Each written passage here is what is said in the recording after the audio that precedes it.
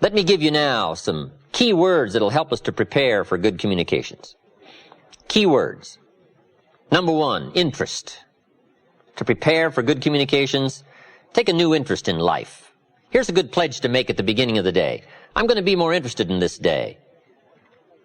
I'm going to see if I can get more from the day. Boy, it's easy if you're not careful to just try to get through the day. But sophisticated people learn to get from the day. They don't want a day to go by without gathering up some new ideas, some new impressions, new color, new nuances, new sense of worth and value. They gather from the day, interest. And here's two of the major subjects to study with interest, life and people. Develop a new, sharper interest, new, sharper focus on life and people. What's happening, what's going on. Now, that new commitment to a new interest for the day will get you ready for the years to come with better communications. Because to say it well, you have to feel it well. To say it well, you have to know it. And to know it, you just got to go through the laborious process of gathering, extracting the information. So that's the first word, interest. Here's the second word, fascination. A bit beyond just simple interest. Interested people are probably satisfied that it ticks. It ticks. And that's good to know. It ticks. But fascinated people want to know what? What makes it tick? Fascinated people aren't satisfied usually with surface information. They've got to know more than just what appears. What's really going on? The hippies had a pretty good question in the 60s. What was it? The hippies. Good question they had. What's happening? That's a good question. What's happening? And sophisticated hippies say, what's really happening, right? What is really going on? What's making things tick? What's making things happen? Why do people feel like they do and think like they think? What is the difference between success and failure? Who has the appetite and who doesn't have the appetite?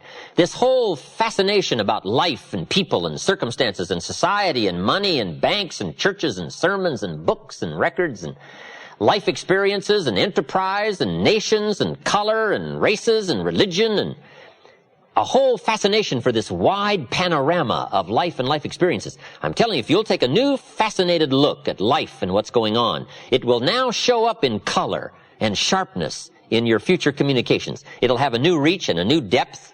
It'll have a new insight, a new excitement. Now, I've got a good experiment for you to try. The next time you're tempted to be frustrated, see if you can turn it into fascination. How to turn frustration into fascination.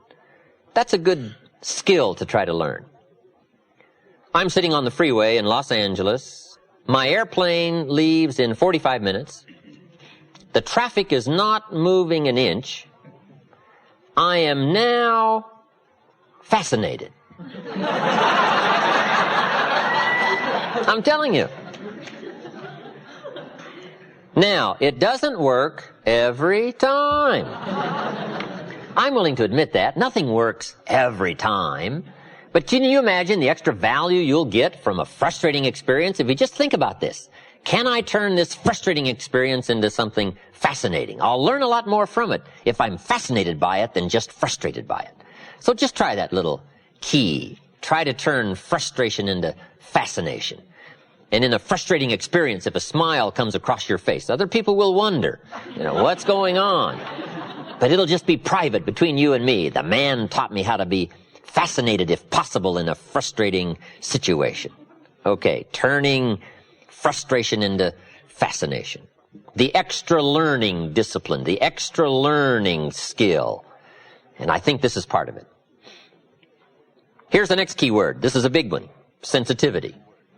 To really communicate well and to touch people in a wide range and from a wide range of experience, you've just got to have felt the experience.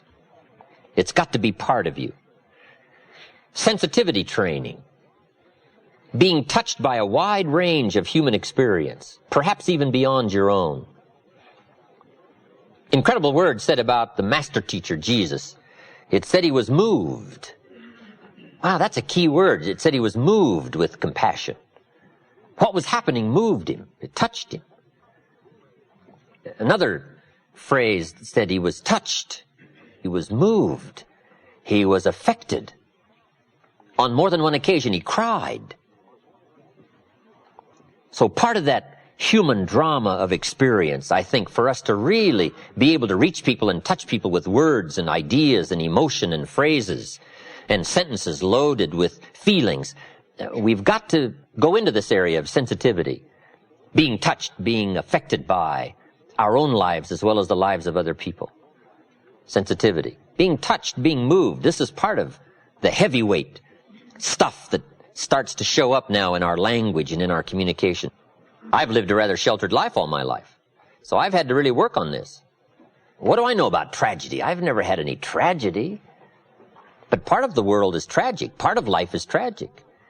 And if you don't at least try to understand the dark side of life, the tragic side, the extreme sorrow side, your life is left a bit shallow. And sometimes when you live such a sheltered life, you just have to try to go outside of your own small world of sheltered experiences and see if you can't live as someone else might have lived, or at least try to be touched by the experience. Now, you can't really know till you live it. I understand that, but at least you can try. And if you do your homework here in sensitivity for a wider range of experience than your own, I promise you that extra worth will show up in your conversation and in your communication. When I lived in Northern California, I used to go to San Francisco 2-3 times a year, spend a day in the Tenderloin. For a farm boy from Idaho, the Tenderloin in San Francisco, what an experience. And if you just go spend a day, you get to see what we call the other side. And if you just spend a day there and walk the streets where those lonely walk and go eat where they eat and listen to some of those stories, you come away with a whole new sense of the great distance between failure and success. The whole distance between goodness and evil, between despair and joy. And you come away with more of a sense of value, because the true values of life come by the contrast. And unless you experience more of the contrast, even the values you consider valuable become a bit shallow if you don't understand the contrast. It's hard to really appreciate winning until you've done some losing. It's hard to appreciate success until you've done some failing.